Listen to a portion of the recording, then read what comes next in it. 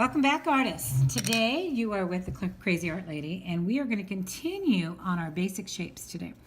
We're going to be working with an apple. So the first thing that you're going to need to do is you're going to need to get that workhorse pencil out, which is a 2B. And you want to have an eraser. This is a kneaded eraser, and these are kind of cool. Today we're working with the concept of space and basic shape. So here we have an apple, and this is the apple we're going to draw today. Okay. Now the first thing I want you to do on your paper is I want you to take your paper, and on one side of it, like this, we want to look at how you're holding your pencil. Because on your pencil, a lot of beginning artists have a tendency to bear down really hard, and they go from the wrist. What they do is they do a twisty, turny thing with their wrist. You don't want to do that. What you want to do is you want to draw with your whole arm. And so what I'm going to do is, as practice for this, because so many things in nature, parts of the animals, heads, faces, trees, some trees, rocks, are all going to start with that basic shape of the sphere, and they're going to be shaded similarly. So what we're going to do is using our whole arm, we're going to kind of fill this space with circles and sometimes ovals, but the shading will be the same on most of those things. And so I will show you in another video all the basic shapes and how we can look at those, and we can shade them similarly that we're doing the apple. Now, to do the apple, today we're going to work with a clean sheet of paper, and we're going to think about those apples that we see in the store. Now, the apples that we see in the store, they're pretty much perfect. So we're going to start with a great big circle like this, okay? I want you to go ahead and give me a great big circle. And we are not using a ruler today because this is an organic shape, and an organic shape is of nature, but we're going to change it up a little bit. Now, the cool thing about this is you want to make sure that you have a pencil sharpener on hand. So brownie points for those people who bring their own pencil sharpeners here.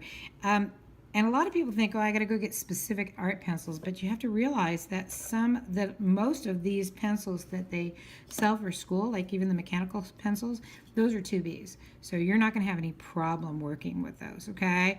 It's soft enough that it leaves just enough graphite for a basic shape, okay?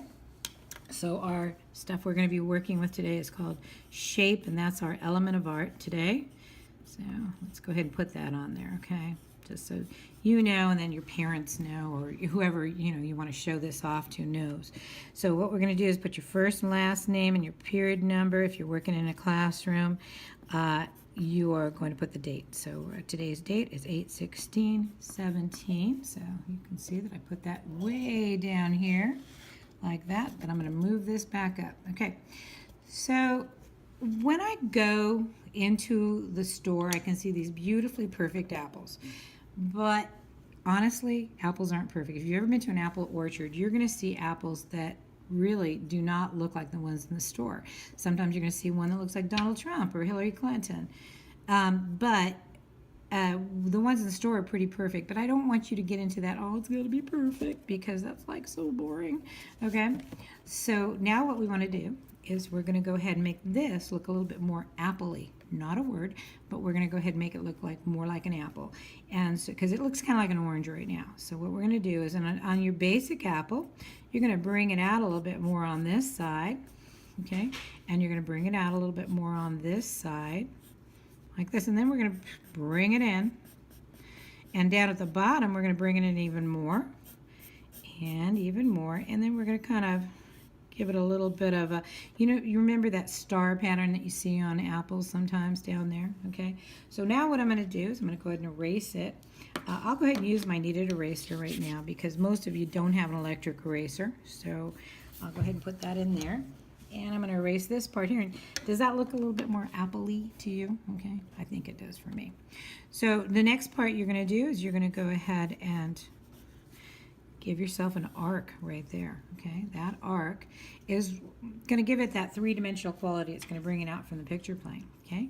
We also want to stipple in an area over here and over here where my light is going to bounce off, and that is called a highlight. So I'm going to go ahead and write that over here, highlight, okay? So I'll write that with my stuff there, okay? There you go. And this is all going to get blended out eventually, okay?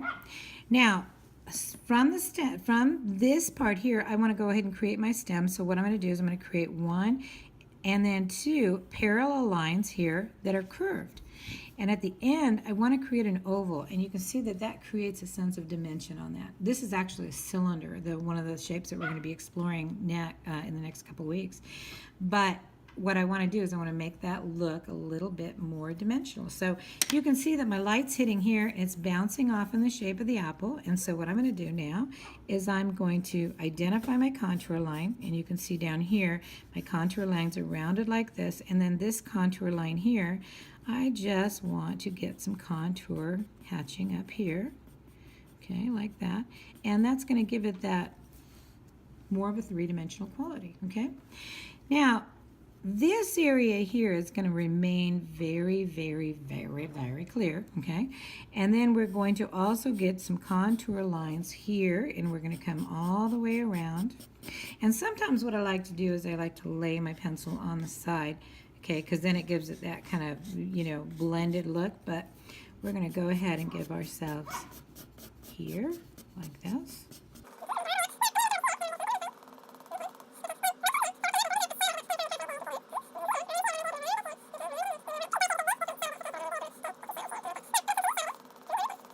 So we've looked at this contour, so we're going to do contour hatching on this too. And that's going to give us our sense of depth on this.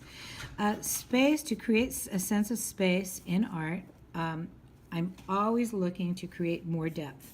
Okay, how do I bring it out from the picture plane? How do I make it look rounded? How do I make it look realistic?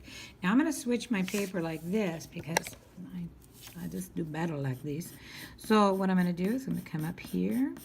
And one of the things you want to avoid on this is don't do this. Don't go a line of hatching lines and then a line of hatching lines, because then it starts looking unnatural. So what you want to do is you want to have those hatching lines overlapping.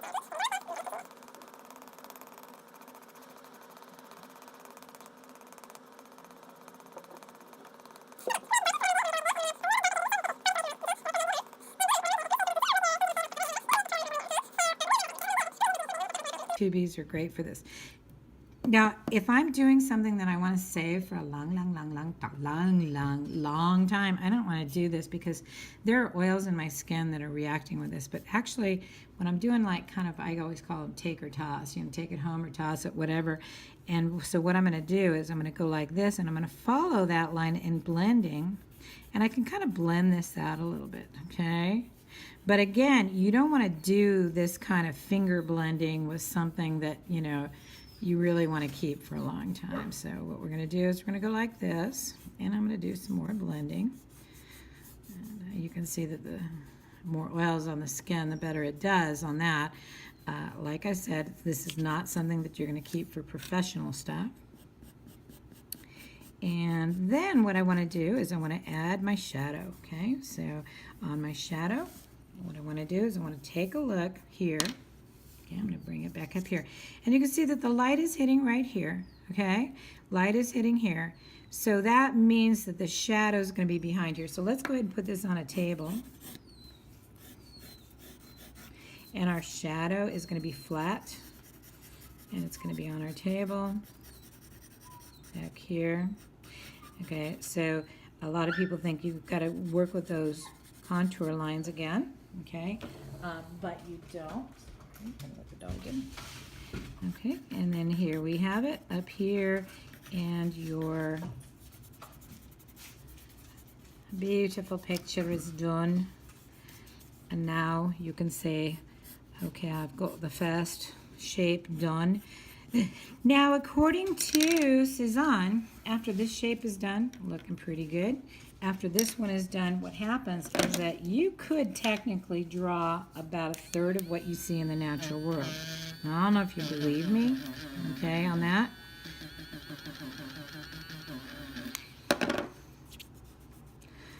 But I think it's true. And so as we get, you know, as I redo these videos and stuff, what I'm going to do is I'm going to show you the things that are out in nature that fall within the sphere. Okay, so keep drawing, have a good time, and if you like this channel, you want to go ahead and subscribe. Okay, so happy drawing, and I'll talk to you later. Bye.